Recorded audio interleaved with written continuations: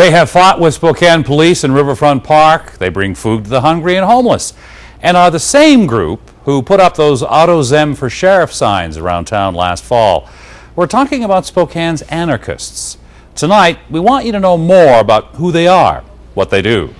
KXLY4's Jeff Humphrey, live at the Public Safety Building with a KXLY4 Focus Anarchism 101. Jeff? Richard, Spokane's anarchists are smart and determined and use the internet to provide leadership in an organization that really isn't supposed to have any.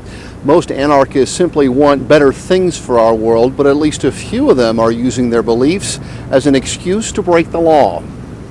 Police! The police!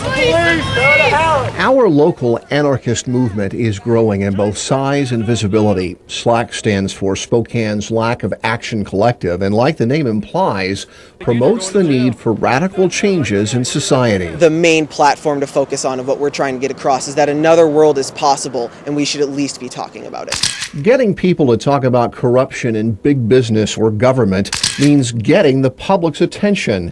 And groups like SLAC know desecrating an American flag is one way to do it. The idea of tearing the flag in the park was not to desecrate it to offend anybody or anything along those lines, which of course is inevitable, but the idea is to get rid of an old symbol to make way for new things. 24-year-old Travis Reel's been indicted for vandalizing symbols that represent the U.S. military as well.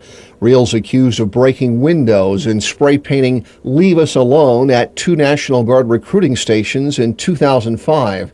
Reel won't comment on the allegations, but says some property crimes are an acceptable way of advocating change. We feel that corporations and logos and things like that we're bombarded with, and ideologies and traditions are all entrapping us and keeping us stagnant and as a society. And we feel that atypical actions kind of break the spell that holds on people, and we're trying to wake people up. However, Spokane police and the FBI think some of those wake-up calls are illegal and dangerous.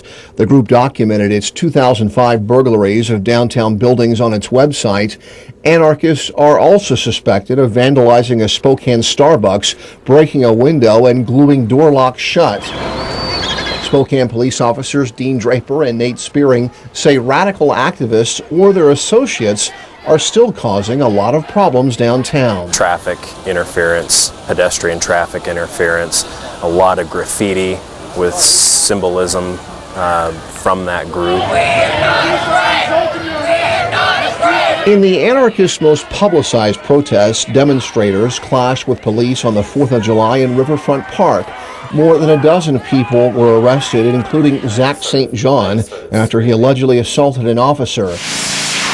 2 weeks later, graffiti including anarchy symbols and "St. John did no wrong" showed up on downtown businesses.